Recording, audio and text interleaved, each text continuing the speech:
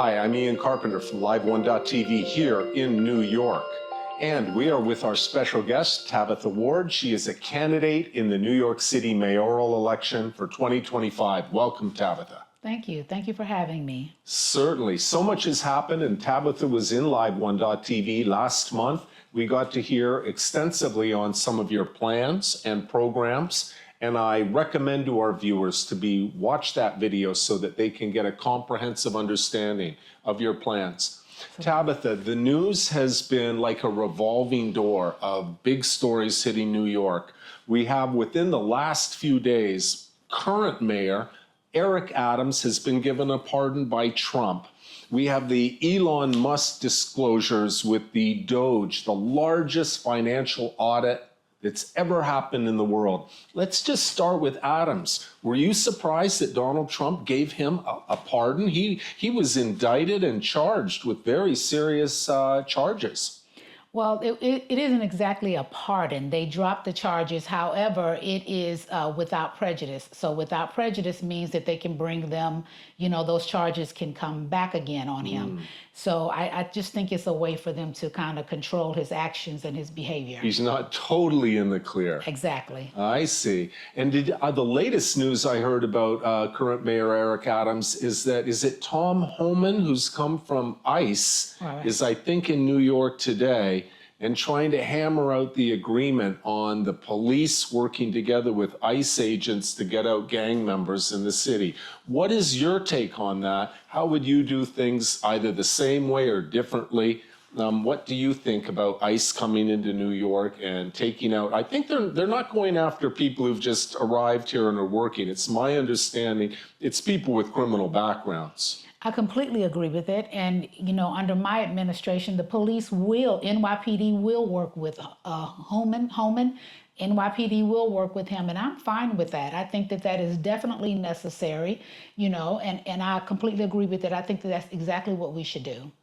I was hearing that like 3 years ago that Eric Adams was all on board for the migrations that was coming to New York. Exactly. He's the one who welcomed them in. He was shaking hands. Right. And then high-fiving them. Isn't that something? And right here at LiveONE.TV, we are just about 5 minutes away from one of the largest migration centers that they built here, completely taking over Randall's Island, which was a place for soccer and baseball and all kinds of programs, which all came to a screeching halt as the city put in these mammoth tents where 2,000 people can sleep in one tent alone, 24-hour food. There was a murder committed in the tents. Police officers were assaulted.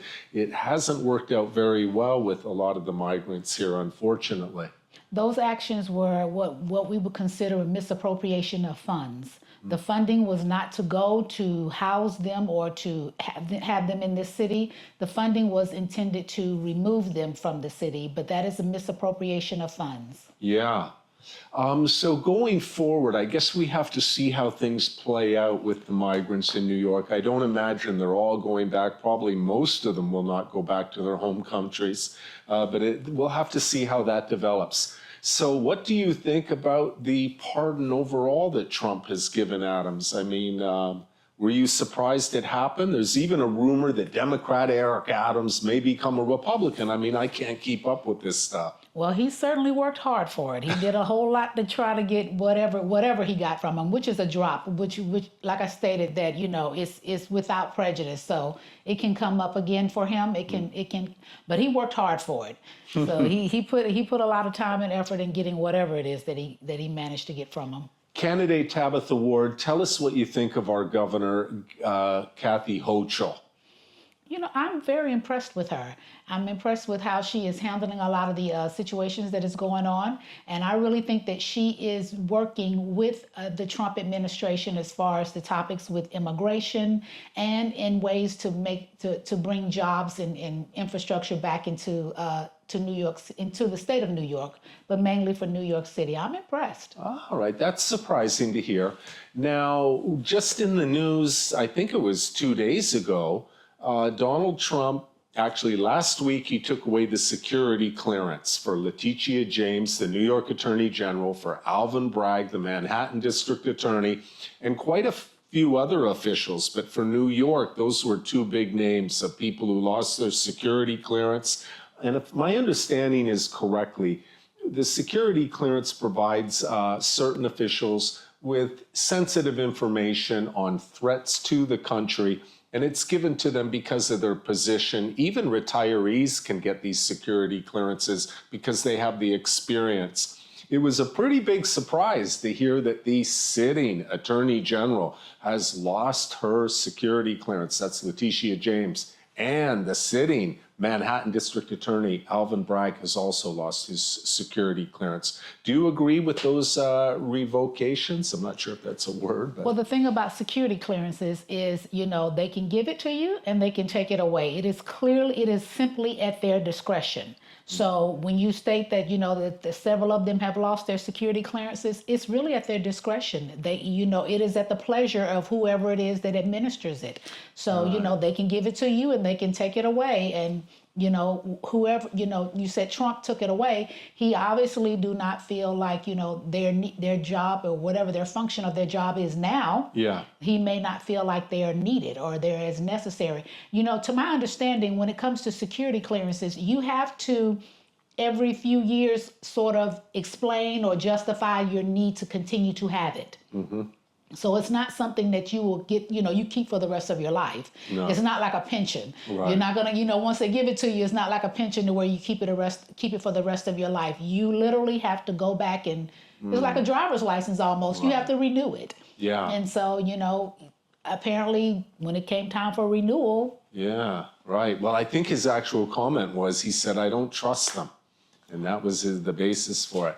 Well, as if that wasn't enough, about 2 or 3 days later, after those officials lost their security clearance, Donald Trump, through Pam Bondi at the Department of Justice, has sued Letitia James for, I think the basic thing was for neglecting the care of the citizens of New York or the citizens of the United States, and instead for funding the sanctuary status city that we have here. And so now our Attorney General has got that to deal with, and she was a staunch, campaigned on getting a conviction against Trump. And she got it, too, in the civil fraud case. Do you have any comments about the Attorney General and Kathy Hochul being sued for supporting a sanctuary city? Under my administration, I will do everything I can to ensure that New York City is America first. I am for America first. I do believe that, legal immigrants, of course, they have a place in this city. But as far as illegal immigrants and migrants, I do not support New York City being a sanctuary city. However, I also do not support any city in the United States being a sanctuary city. Neither do I support sanctuary states. It's interesting with Hochul. You like some of her economic platforms and whatnot, but you disagree on this particular issue. The sanctuary city, absolutely. Very interesting. So what have you taken note of? Have you had a chance to hear about some of the financial audit coming from Elon Musk? It's going to be directed at many of the federal agencies that affect our city. I think FEMA is going to be closed. Apparently they had a week ago they'd reported over $50 million to luxury hotels in New York for illegal migrants, whereas they seem to be neglecting people in Los Angeles with the fires in North Carolina. This audit could have a big impact on the city. We may find out it could be an unearthing of a tremendous amount of corruption. It looks like it's going in that direction. There's also going to be apparently an audit of the Defense Department. The Treasury Department is being audited right now. Scores of people were fired from USAID, and it doesn't look like there's any stop to it. Well, I completely support the auditing that is being done with D.O.G.E. Yeah. I completely support it because under my administration, I'm going to instruct a citywide audit of all of these city government agencies that are taking place, that are here in New York City. Yeah. So I completely agree with it, and I think that is a way to eliminate and remove government waste and overspending, and those who are simply riding the budget. So I spoke about that, and that is exactly what I'm going to do here for New York City. So I absolutely agree with it. Absolutely incredible. This is really an era and election around corruption and rooting out of corruption. And I agree.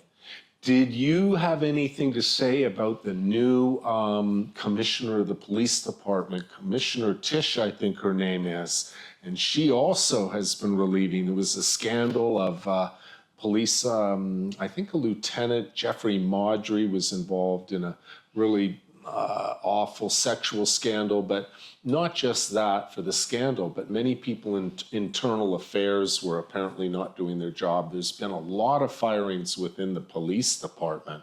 And as mayor, I believe you choose the commissioner. I could be mistaken. That'll be a big part of your role, working with the police, or maybe even having them, held to account as well. I completely agree with that. Under law enforcement and crime prevention, I am going, there are certain things that I'm going to ensure that the police department, the NYPD, is adhering to. So I agree with what she is doing with that. I think that, when you, with the situations that she's looking at, it is breach of the public trust. And so she's ensuring that NYPD is falling in line and is ensuring that the public can trust them and can trust their actions and can trust those that are on the police, that are with the New York Police Department. So she's rooting out those that have, that are corruption with the breach of the public trust. Wow. I bet there are a lot of people saying, I'm not going to hold my breath. I have to see it. I'm not going to, I can't believe that these huge reforms will finally come to a city like New York. Makes you wonder, too, whether it might even have a domino effect on other big cities, Chicago, Philadelphia. I hope so. Right. I hope so.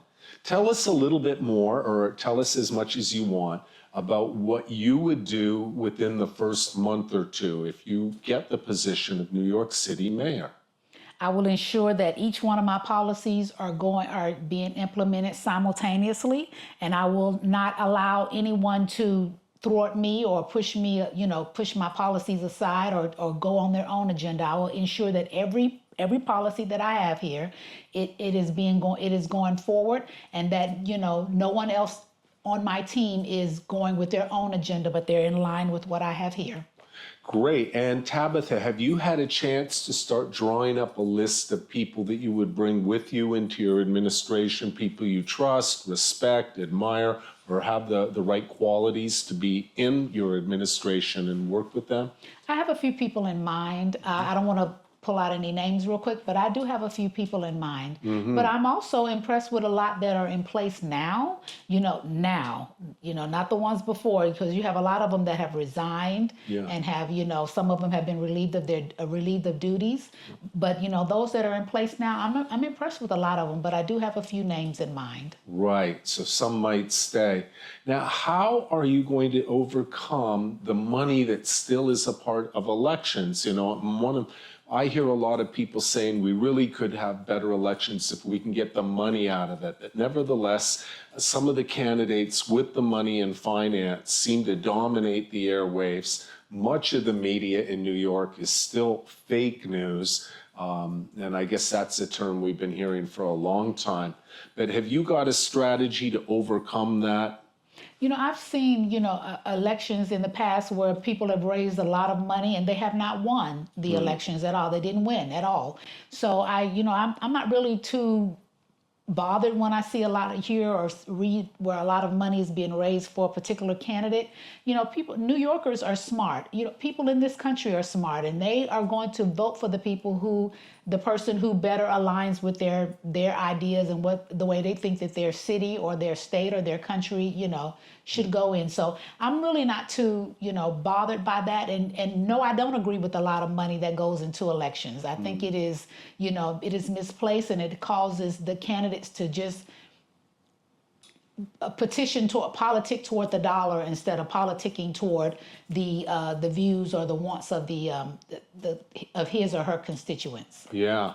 Now, what do you think of your challengers? Do you have anything to say on, it looks like Andrew Cuomo is going to enter the race. He hasn't officially, but he's already got a small team and PR people who are working. I've heard him called a ugly Andrew Cuomo and his bogus return to politics. I didn't say that, but I've heard it. But anyway, what do you have to say about some of these other candidates? Let's start with Cuomo.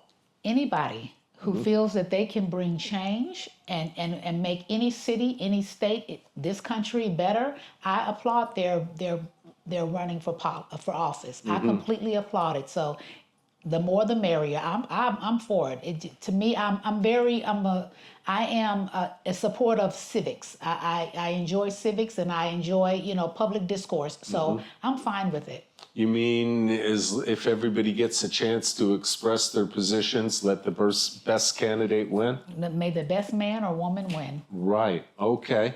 How about the other candidates? People are talking about Scott Stringer. He was the former comptroller, I believe, overseeing billions of dollars in city pensions. He has entered the race. Do you have any comment on him? Welcome. All right. And Curtis Sliwa, he's also... He's run a few times, but Yes, run a few times, that's right. He's a New York staple, you might call it. Right. Right. What's the election without Curtis Sliwa? Yeah, Curtis Sliwa, founder of the Guardian Angels. Oh, yeah. All right, so tell us, I bet a lot of people are wondering, what's it like running for mayor and how it's changed your life? And do you make up an itinerary of events to go to? And how are you going to get that exposure so your name is, on everyone's mind, if not on the ballot, that everyone knows who you are? Well, so far it's been going pretty well. I have a lot of appointments. I've been invited to speak at both Republican and Democratic clubs, and I have a few of them that are booked throughout the rest of the month of February. So it's going pretty well. It is a little hectic, you have to write your itinerary and you have to go through everything that you need to do, but I am enjoying it. This is a new experience for me, but I am enjoying it. And would you be down for debates with the other candidates? Absolutely. That's a part of it. I don't know whether the front runners have the courage to come on to LiveOne.tv. I doubt it, but some of the other candidates, we've interviewed them already. We will arrange that, and certainly you're going to be a guest. Thank you. Yeah. Before we wrap up, and I hope you'll come in again soon, we're going to cover this race closely as we get to it. Why don't you take the last time here and tell the viewers what you'd like to today? Well, I have uploaded several videos onto my YouTube channel at Tabitha C.L. Ward, and I ask that you go to that YouTube channel, and you have more detail. I'll give you more detail as far as my policies and how I've arrived at each of these policies. And I've enjoyed this race, and I'm enjoying how it's going. The D.O.G.E t-shirt is here today. Printed on high-quality, 100% soft cotton shirts using non-toxic inks. Available in all sizes. Order yours today. $25 each or 5 for $100. Email info@liveone.tv. Again, email info@liveone.tv. Specify your sizes and quantity.